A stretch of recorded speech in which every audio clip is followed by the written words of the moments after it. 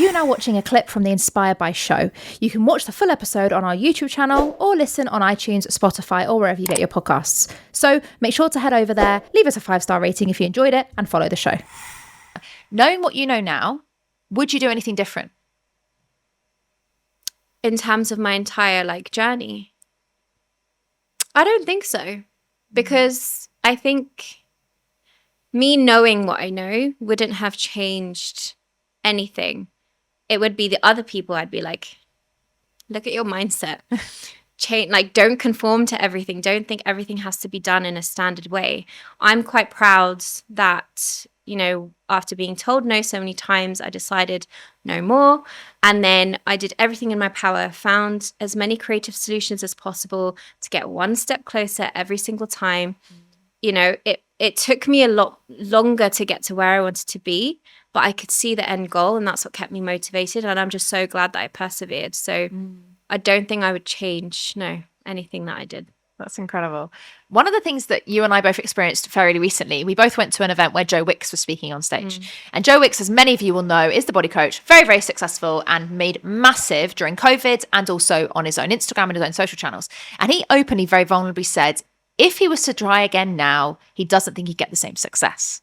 He said openly that a lot of it was timing as well as how great he was at what he was doing. So I want to ask you that question, because you mentioned earlier that it was the right time to start a blog. Yeah. If you were starting again now, do you think it would be the same result, or is there anything that you'd need to do different for anyone that's maybe starting out right now?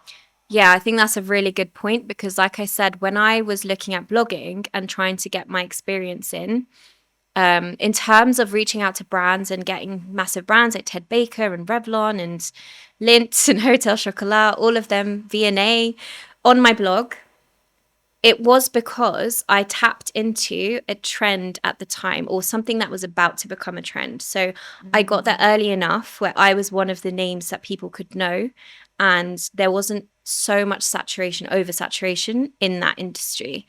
So I think whenever you're looking at what's in your control, what you can do to because nowadays with the internet and all these platforms and tools, there's so many options for you to take something into your control and create your own content and your own story, and put whatever you want out there. It's all in your hands if you want it to be. So it's finding where you need to know where your audience is going to be and what platform or tool is best right now. So for example, things like video platforms like TikTok are consumed far more than things like blogs, just for daily content purposes. So if you wanted to get your name out there and work with brands or work with bigger connections in your network, I would look at those up and coming platforms more than something that's, lots of people have already done, because the competition there is going to be far bigger. So it's being brave enough to try the uncertain and the new and stepping into that before other people. You don't want to just follow the herd, because then it's really hard to be heard inside the herd. So the less people in that space as possible, when you can see early adopters somewhere, have a look at it, see what you can do with it, and then try and get in there.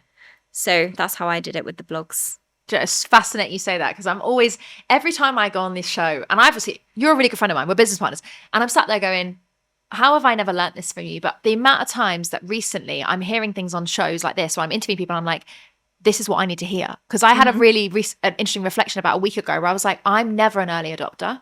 I'm always like, not because I don't want it. I'm just like, I don't know if it's for me yet. And then 10 years later, I'm like, why didn't I start when everybody else did? Yeah. So I find that really interesting, and I think it's really fascinating you've said that, and also really inspiring, because you were one of the early adopters and it's paid off massively.